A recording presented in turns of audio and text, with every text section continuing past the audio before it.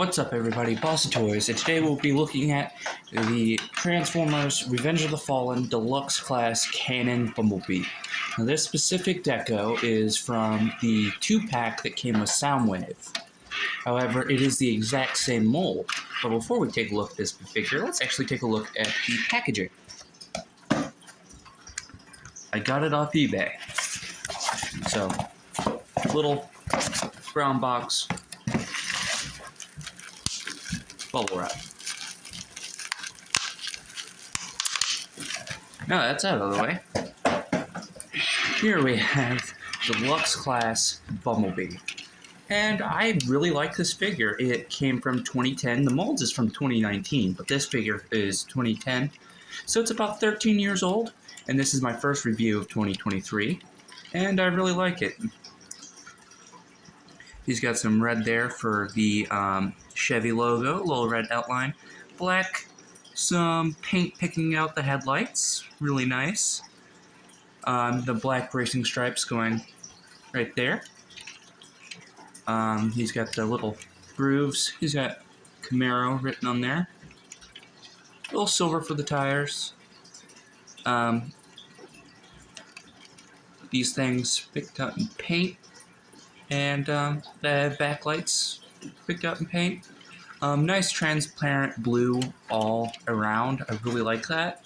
It's a little sparkly, but it's really nice. As for a gimmick, he doesn't come with any accessories, but you can flip these out, pull these out.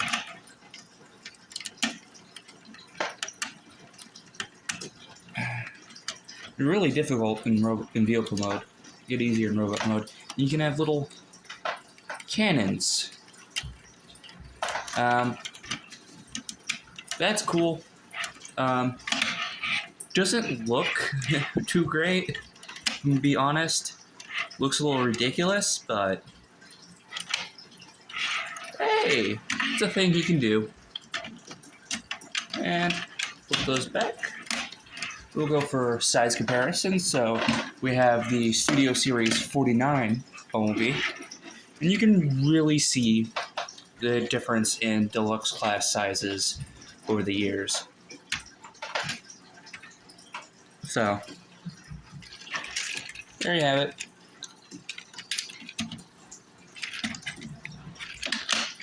And here he is with Deluxe Class Landmine from 2007.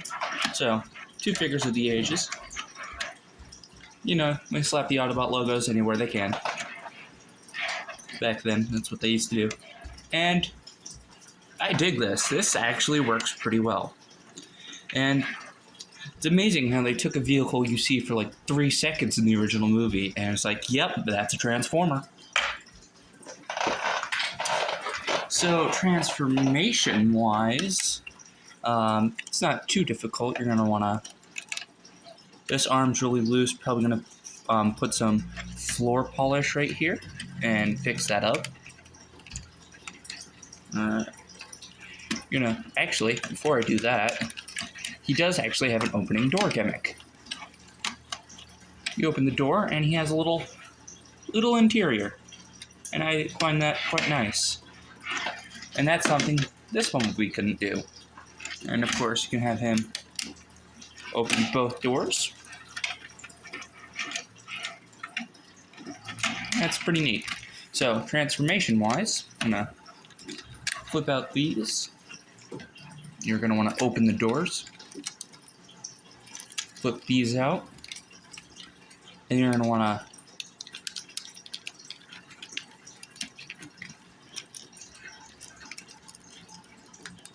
take this right here, and now you're going to want to flip these out fully, and there's 2 grooves right here, and 2 slots right there that, okay, well, it's going to miss them entirely, apparently. You're going to flip this out, and you're going to want to push the head until you hear a soft click. Rotate the arms. We want to split the legs, flip this up, and flip that back. flip this out, and you get a little automorph gimmick. So the leg basically transforms on its own. You're going to do that for the same. Just flip this out, and flip that back. On this one, this is a used copy, so this one doesn't lock in place, while this one actually does, which is a little unfortunate, but it is what it is. And I'm going to raise the camera up a bit, or maybe not. Okay, there we go. And looking at the details, he is pretty good looking, I'm not going to lie. Some of it does look a little weird and wonky, the old barrel chest that they try not to do anymore. You get the little weird bluish gray going on, some details picked out in silver. You get some of the cogs that make the automorph feature work. Some robot mode hands, gray thumb for some reason. In the back, his back does look a little wonky. I wish this could have folded up a little bit more.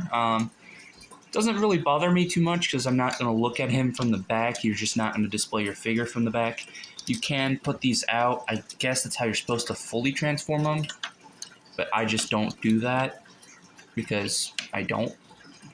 But you can if you want to. Put that back. So, yeah. You have the doors, which I think sit way too far back. But that's just me. Posability-wise, the head is on a ball joint that's actually fairly limited. You can look up that far, look down that far, side to side, and turn all the way around. The doors are on a hinge, so you can just, if you want, you can have the old,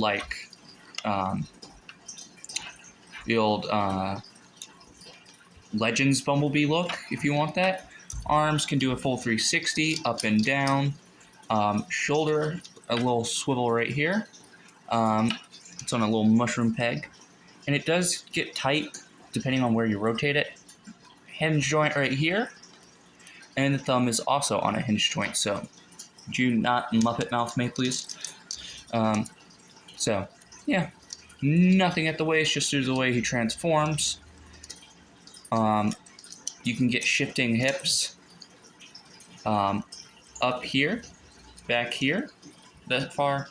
You can do the full splits, knee, up and down at the foot, and a toe bend, which is the most questionable part about posability for this guy, because I can't seem to get it to actually hold that pose. Oh, never mind, I'll be damned, okay. So, toe bend, it's there. No ankle pivot, which is kind of weird if you're going to include a toe bend, but I guess they just didn't for the automorph gimmick, but that's it. No accessories, like I mentioned, in the vehicle mode. You just get these cannons. He does have the gorilla arms, but you can just rotate them out. But since there's no wrist swivel, it just doesn't really do anything. This arm is way too loose. Definitely gonna have to do some floor polish on that, or the super glue technique. So you get the actually screen accurate guns, because he does have these. Taking a look at the details on the head, though, he has his battle mask down. The original had the original 2009 version had a head sculpt without this mask, and it looked horrifying. Like, I saw it once and I just can't unsee it. So that's something that exists. And so you get these little shoulder cannons and little mask, Autobot logo. Nothing at the no detail. We got some red paint behind the eyes and that, but for whatever reason I can't fathom that because he didn't have that. But whatever. On for size comparisons. Okay, stop being yourself. Oh, older figures, I swear. Still like him more than Studio Series Bumblebee. Now for size comparisons. Here he is with Deluxe Class Bumblebee, and Battle Mask, word this correctly, Damien, please. Design-wise, I like this one's robot mode a lot better. It's just way nicer, way more movie accurate, and that's that. On the other hand, this thing is not solid.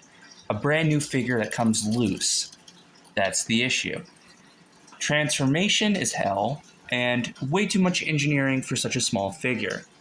However, this figure has a very enjoyable transformation and a nicer vehicle mode. Which one is better? It's for what you want it better. Personally, I'll have this one. I display all my Transformers in robot mode, so it doesn't matter. But if you want a good all-around Transformer for transforming, something fun to flip back and forth, I would get this one. If you want something to put on a shelf and have in its robot mode, I would get this one. If you want a nice vehicle mode that looks aesthetically pleasing and pretty, I'd get this one. But they are the same character from different movies. This one's from the Transformers movie. This one's from Revenge of the Fallen. They're not bad. Not bad size-wise. The fact that I got this one for cheaper, and this one cost me $24. This one's $21 on eBay. If you can find it new in box, I'm sure that price is slightly more. But I'd recommend getting this one. Of course, this one came with Soundwave, which I don't have because I ordered that one exclusively.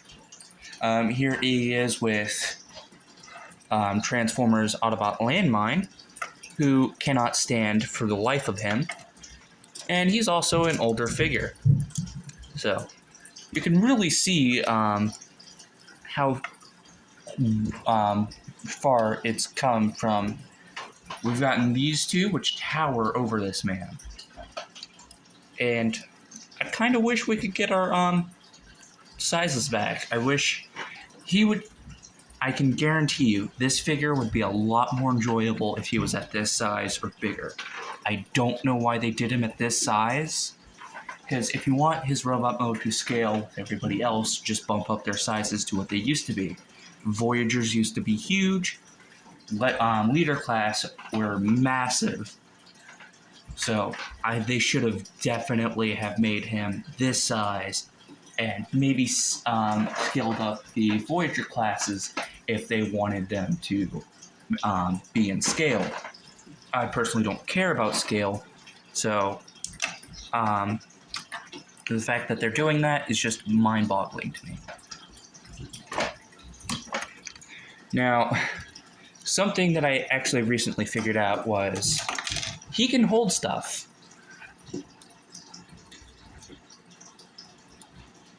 Come on, man. Hold it.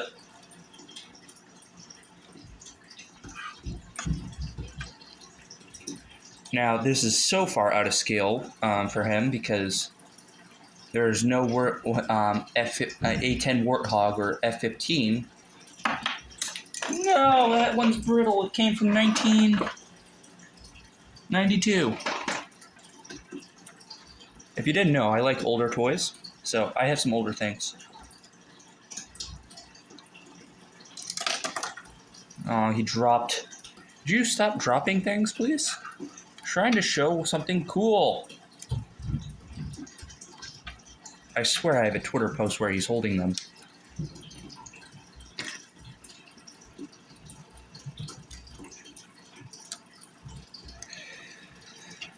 You know what they say, camera adds 10 pounds. Alright, holding.